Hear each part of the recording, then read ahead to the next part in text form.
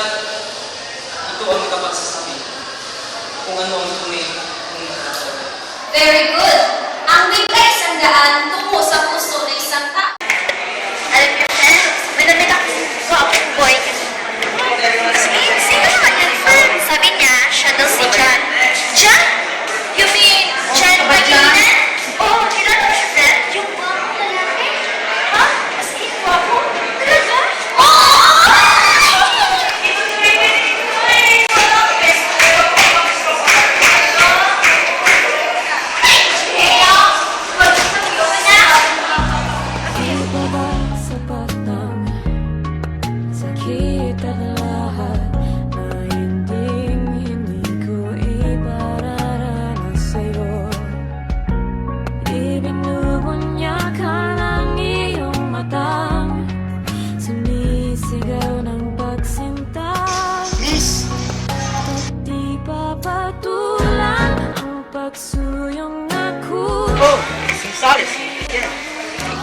Oh, so kumusta, Mr. Pangilinan?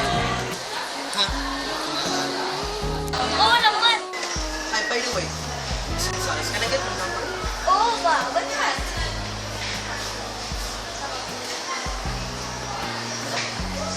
Akala ko, bubog ka. Uy, hindi ha. Medyo.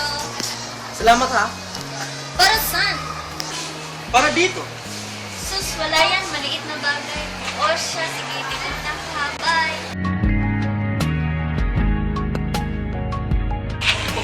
Teka lang, Mr. Saan nga ba patungo? Kaya bakit nahihirapan ang bagyo ng tadhana ay dinadala ko sa init ng bisig mo, pati pa sabihin ang hindi mo maamin. Ipaubaya na lang ba to sa hangin? Huwag mo ikatakot ang bulong ng damdamin mo. Naririto ako, nakikinig sa'yo.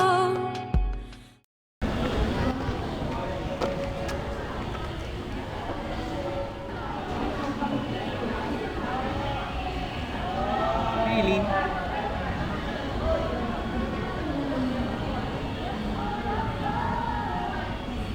Eileen, okay ka lang? Ba't mo naman natanong? Wala lang.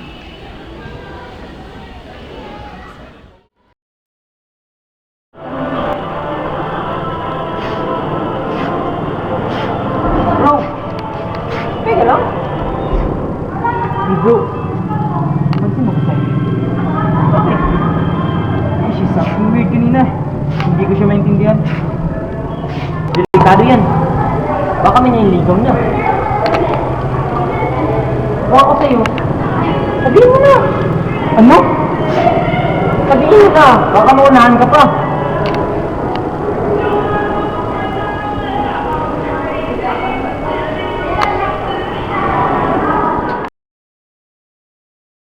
Eileen, can I invite you something?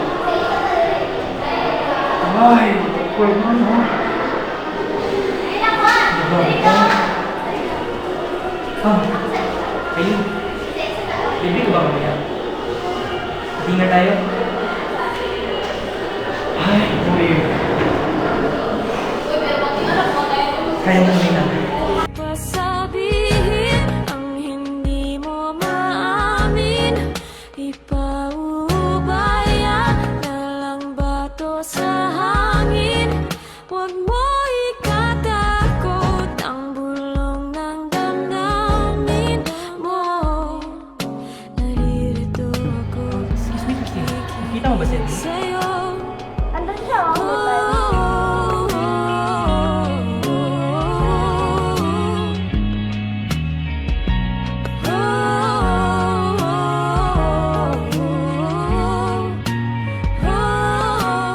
Ay, medyo ka lang pala. Eileen! Oh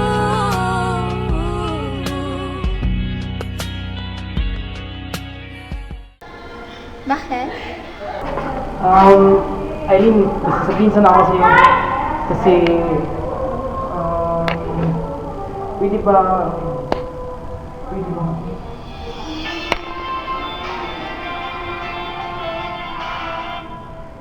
Excuse me. Hello? Ba't di pa patulang ang pagsuyong na kulang? Tayong umaasang hilag at kanluran. Ikaw ang handugan at bilang kanlungan mo. Ano bro? Ipagtapat mo na ba kay Aileen? Yun nga yung problema bro eh. Pagtapat ko na sana, kaso busy siya. Ako bro, baka maunahan ka pa ng iba niyan. Alam mo bro, kung mahal mo ang isang tao, gagawa at gagawa ka talaga ng paraan. Oo nga bro. Huwag mo nang paabutin na lumala pang sitwasyon. Ganito yan bro, nakita mo na ba yung mga pelikulang love story? Binibigyan yung ng mga babae ng bulaklak or teddy bear.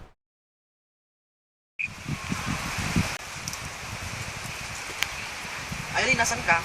Ito ngayon sa LES. Pwede ba tayo magkita ngayon? Saan naman? Dito sa beach. Okay. Sige, papunta na ako dyan. Ba't di pa patulang ang pagsuyong na kulang?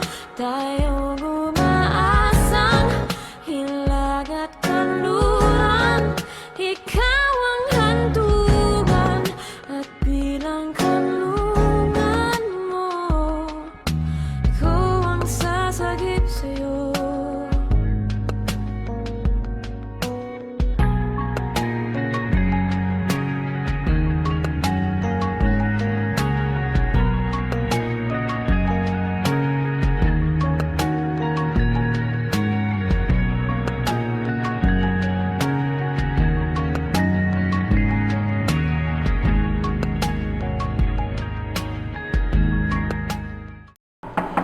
Nathan, buksan mo ang pinto!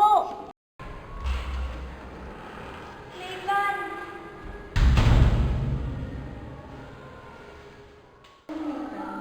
Pag-ibig, dapat ka magpapakubaya.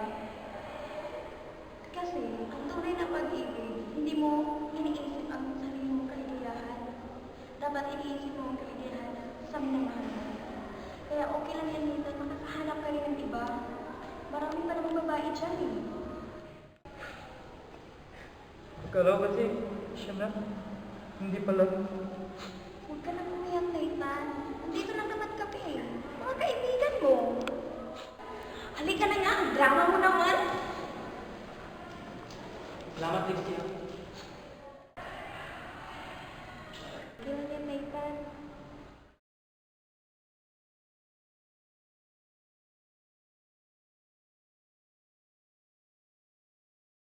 Sabi ko na nga ba darating ka? Oo naman, ba't naman hindi? Usapan na usapan. Wow. Talo sa Aileen. Bakit? Kasi, Wow, nice one. Dali! isiso ka ba? Bakit naman? Kasi I can smile without. We, tingnan mo nga yung classmate kong si Dave. Ayun o!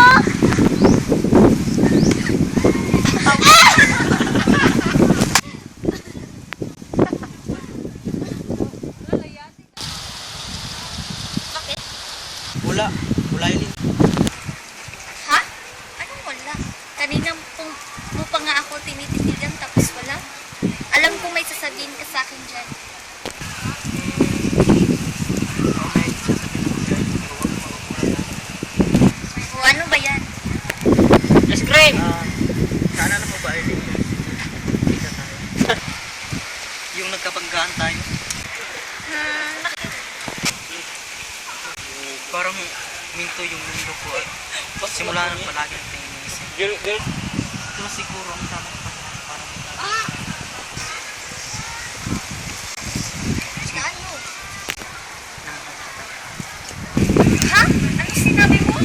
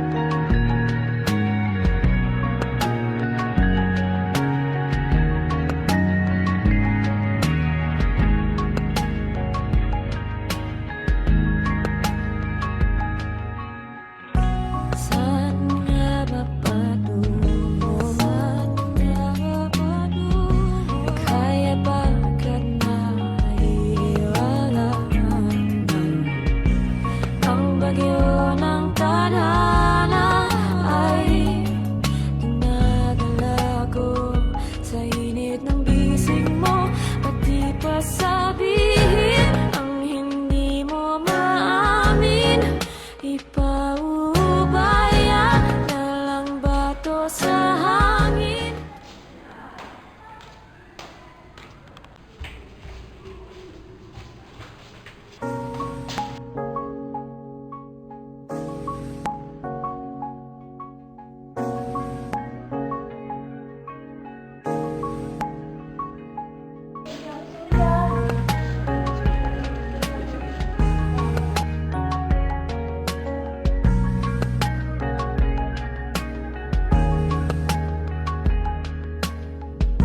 Sa hindi inaasahang pagtatagpo ng mga mundo, may minsan lang na nandugtong, damang-dama na ang ugong nito. Di pa ba sapat ang sakit at lahat na hindi ko ipararanas sa'yo? Ibinubunya ka ng iyong matang, sumisigaw ng pagsinta. Pati papatulan ang pagsuyong na kulang, tayong umaasang hilag at kanluran. Ikaw ang handugan at bilang kanlungan mo, ikaw ang sasagip sa'yo.